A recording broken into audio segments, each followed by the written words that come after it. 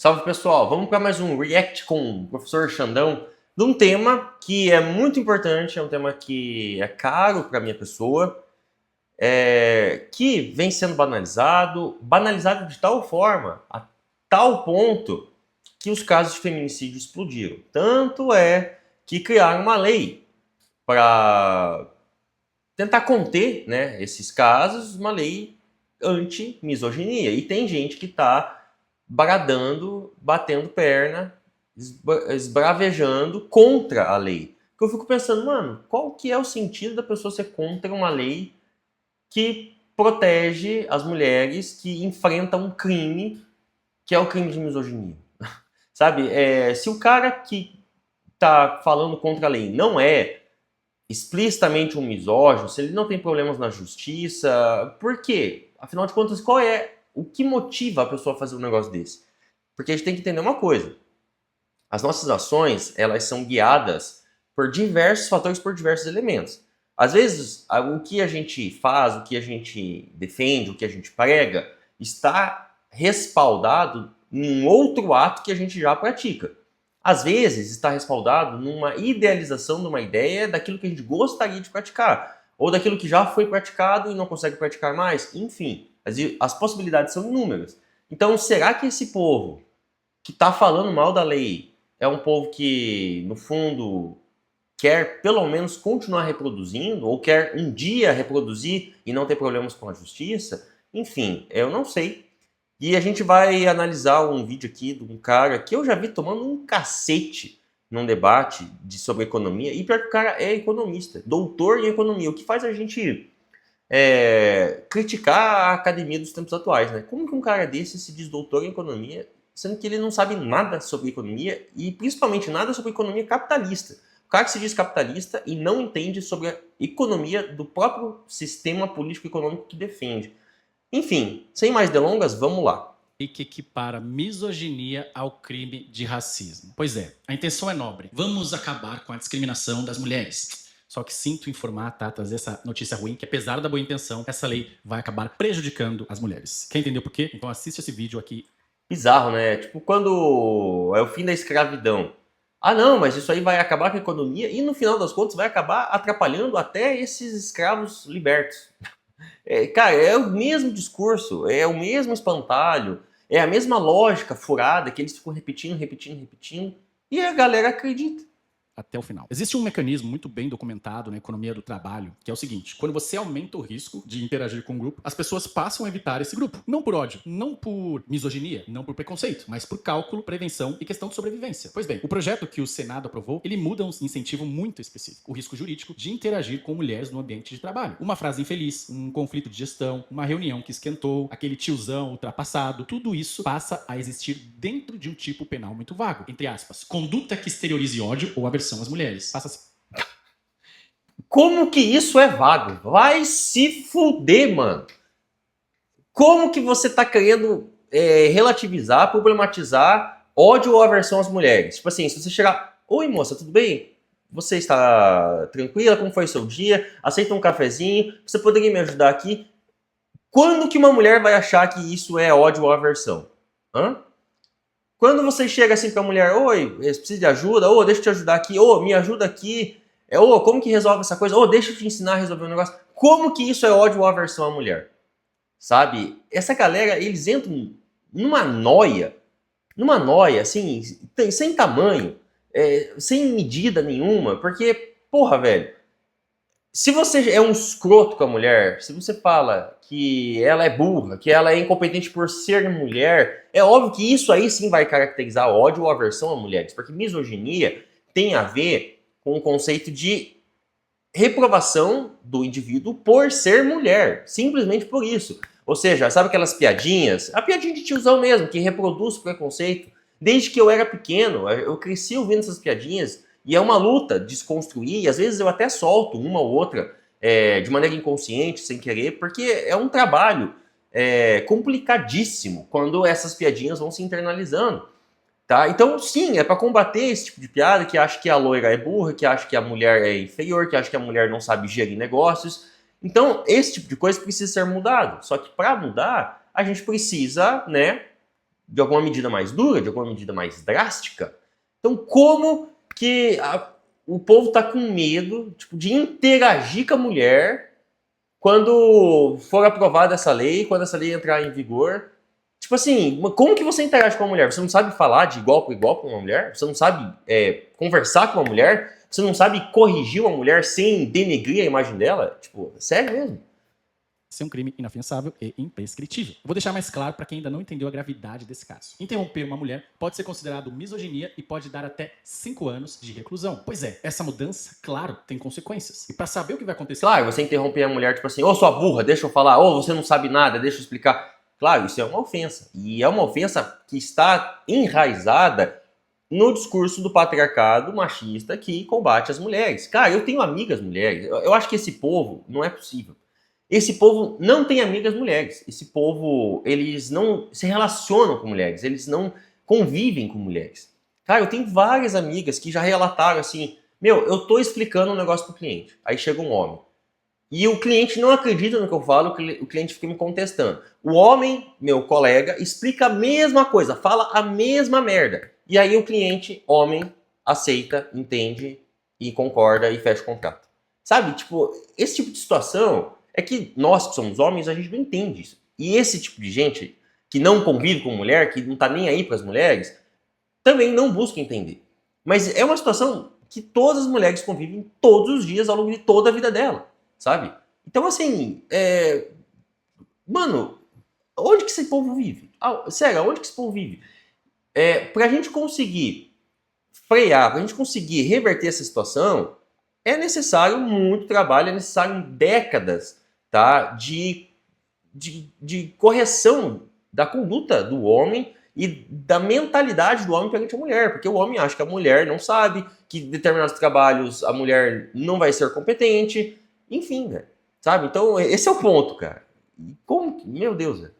No futuro, você não precisa ter bola de cristal. Basta olhar o que aconteceu no passado. Então vamos olhar o que aconteceu no passado. Em 1990, os Estados Unidos aprovaram o Americans with Disabilities Act. Era uma lei com objetivo muito nobre: eliminar a discriminação contra pessoas com deficiência. Se uma empresa, por exemplo, demitisse um funcionário com deficiência, ela poderia ser processada por discriminação, por exemplo. E aí você tem um processo muito caro que muitas vezes demora e pode custar até $300 mil. Pois bem, só que 2 economistas do MIT, o Daron Acemoglu e Joshua Engrist, eles analisaram o que aconteceu depois dessa lei. Pois é, e diferente do prometido por políticos, o que era para proteger acabou prejudicando as pessoas com deficiência. Pois é, sabe o que aconteceu mais especificamente? O emprego entre as pessoas com deficiência depois dessa lei caiu aproximadamente 15%. Foi isso que os pesquisadores encontraram. E isso afetou ainda mais as pequenas e médias empresas porque não conseguiam se adequar a essa nova lei. E por que isso aconteceu? Porque a proteção ela havia criado um risco. E para evitar esse risco, os gestores passaram a evitar quem a lei protegia. Bem, se é custoso demitir, se é difícil demitir, o que os gestores fazem? Eles não contratam. E aí? Cara, existe uma diferença fundamental entre uma pessoa com uma deficiência, com alguma necessidade especial e uma mulher. Para começar, que a mulher é a maioria da população, tá? E segundo ponto, deficiência é algo muito abrangente. Existe deficiência intelectual, deficiência física. Dependendo, existem diversas deficiências físicas que sim, podem prejudicar determinadas funções, determinados trabalhos, determinados ofícios. E a proporção de deficientes ou de pessoas especiais é muito menor em relação à proporção das mulheres. Então ele está dizendo que depois dessa lei dos deficientes nos Estados Unidos, as pessoas pararam de contratar deficientes. Cara, isso jamais vai acontecer numa lógica para as mulheres, porque tem muita mulher, mais mulher do que homem. Como que eles vão parar de contratar mulher? Meu Deus, velho, que argumento burro, cara. Porque o deficiente, você pode sim, tá? Como é um número mais reduzido, você pode evitar a contratação. Agora, mulher, cara, isso não vai ter como. Você pode evitar 1 ou 2 ou 3 vezes, mas depois você vai ter que contratar uma mulher. Tá entendendo? Porque o mercado de trabalho exige mulheres. As mulheres estão trabalhando fora de casa. E as mulheres são a maioria da sociedade. Como que você vai evitar contratar mulheres? O emprego caiu 15% para esse grupo. Ou seja, o que era para ajudar os deficientes acabou prejudicando. Agora, aplica... Sim, daí as mulheres, depois dessa lei, elas vão ficar todas em casa agora.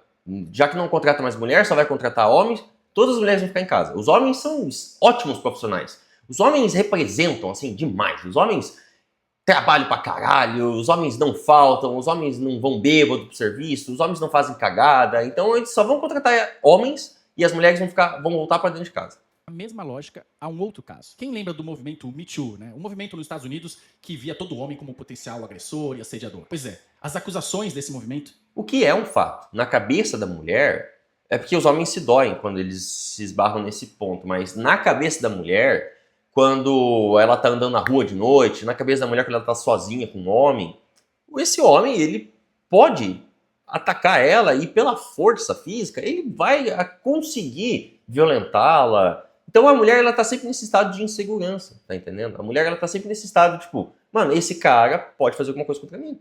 Então ele é um potencial, isso não quer dizer que ele é, mas isso quer dizer que na cabeça da mulher, principalmente uma mulher que já sofreu violência, ela nunca vai se sentir segura no meio de outro homem. Então todos os homens se tornam um potencial agressor. É sobre isso, sabe? Não tem nada de tipo, todo homem é agressor. Não.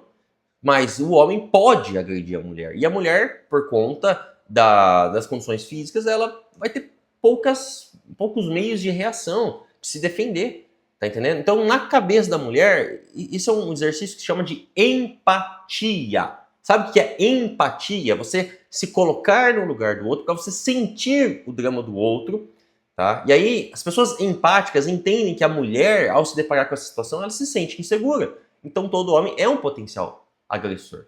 Não que todos os homens são agressores, mas ele pode ser. Enquanto ele não sair da sala, enquanto ele não abandonar o recinto da mulher, ele é um potencial agressor. Se ele não fez nada, então beleza. Ele não me agrediu, ele não é um agressor. E ainda assim, quantos casos a gente vê de pessoas que foram casadas, de mulheres que têm boas relações com alguns homens, amigos, etc. E algum dia, em algum momento, num acesso de raiva, etc., o cara vai lá e agride ela. Então, cara, essas relações, elas são muito complicadas. Relações de confiança, elas são construídas todos os dias. E você pode quebrar a confiança de alguém de uma hora para outra. Tá entendendo? Todo mundo já deve ter tido um caso que, sei lá, era um amigo, um parceiro, que confiava, e um dia essa pessoa mentiu pra você, um dia essa pessoa te traiu, e teve outras situações em que ela não mentiu e ela não traiu, o que levou você ao julgamento de que ela é uma pessoa confiável. E aí, do nada, de um dia pro outro, tudo vai por água abaixo. É essa a mesma lógica, a mesma dinâmica. Entenda, essa comparação que eu fiz é uma comparação inteligente, não o que ele fez no início do vídeo. Elas ficaram tão genéricas e comuns que após esse movimento ser criado, 60% dos gestores homens, tá, relataram um desconforto em mentorar ou trabalhar sozinhos com mulheres. E nessa pesquisa ainda, eles viram que homens sêniores passaram a ser 12 vezes mais propensos a hesitar reuniões individuais com subordinadas do que com subordinados. 12 vezes. Esse fenômeno ganhou um nome, efeito Pence. E ele ganhou esse nome porque ele foi uma homenagem ao vice-presidente americano, Mike Pence, que declarou publicamente nunca ter um encontro ou reunião sozinho com uma mulher alguma que não fosse a sua esposa. Pois é, era uma piada, né? Só que essa piada virou, de fato, um comportamento corporativo. Porque, segundo essa pesquisa, né, os gestores passaram a evitar mulheres, não por misoginia ou por preconceito, mas por uma precaução jurídica. Detalhe que é um caso nos Estados Unidos, né? Você pensa ali no interior do Texas, tá ligado? Pensa ali nos estados do sul dos Estados Unidos. Você pensa como que é a mentalidade desse tipo de homem, dos homens que habitam ali, desses gestores. Então são homens que... e aí eu não quero nem culpar o indivíduo, mas culpar uma geração toda pela qual eles cresceram e foram ensinados e tiveram esses preconceitos internalizados e que não passaram por esse processo de desconstrução que eu tô passando, enfim. Então é óbvio que a grande parte desses caras em algum momento fazia piadinha, em algum momento eram de fato misóginos, preconceituosos. Então, de fato, para esses caras vai ser difícil mesmo ter que lidar com as mulheres sem ser escroto, entendeu? Então, acabou ocasionando, obviamente, essa insegurança, eles ficaram mais receosos de fazer reuniões com mulheres, enfim. Mas, meu, cara, parece que é tão difícil lidar com mulher, cara, não é tão difícil assim não, mano. Sabe, é só você falar o que deve ser falado e ponto. É só você não ser escroto. É tão difícil ser escroto, cara. É tão difícil não ser escroto.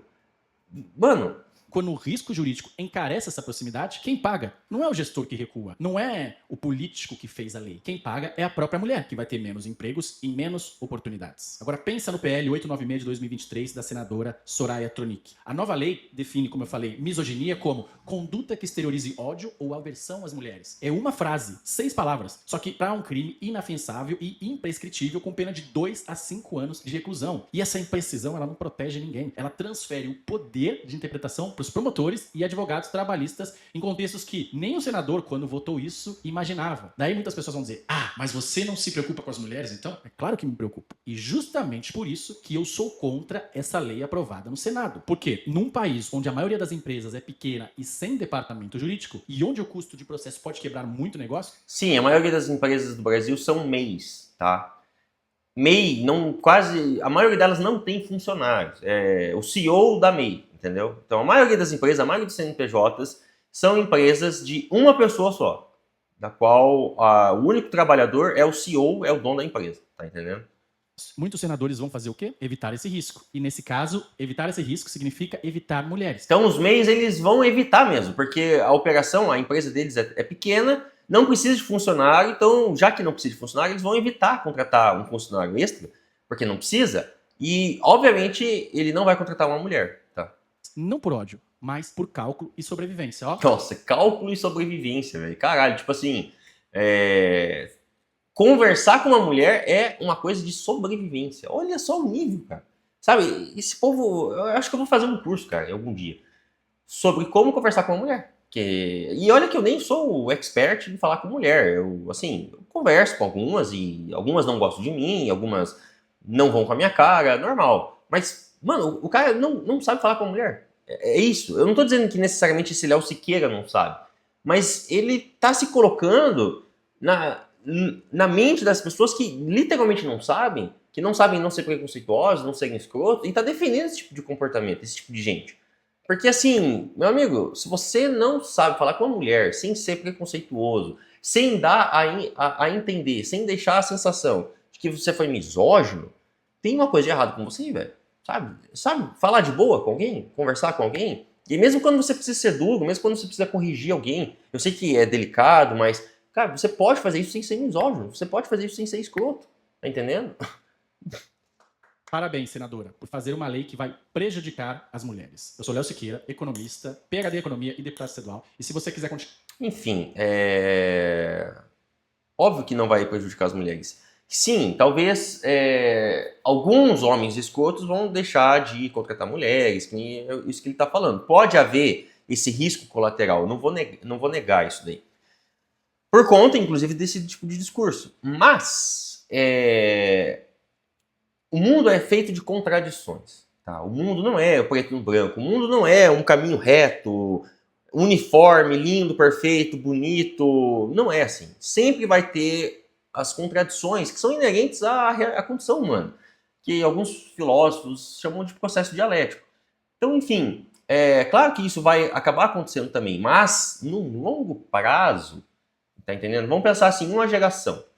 A geração que está vindo, nascendo sob essas leis, sobre esse discurso, já vai entender melhor que você não pode destratar uma mulher, coisa que não acontece nessa geração atual, né? Não aconteceu na minha geração, quando eu estava em processo de crescimento, porque não havia essa lei. Então, havia pouco diálogo sobre isso. Olha só, as pautas sobre feminismo, sobre até mesmo homofobia, transfobia, são pautas muito recentes, tá? O movimento feminista é um pouco mais antigo, mas a gente está vendo mudanças reais mesmo agora, sabe? Então, é tudo muito novo. E a gente ainda não colheu muito bem os efeitos de todas essas políticas públicas. Mas, por exemplo, tem um amigo meu que tem uma irmã que mora na França. E ela disse que não volta para o Brasil, porque lá na França a mulher não encosta no homem. O homem não encosta na mulher. A mulher não é discriminada pelo homem.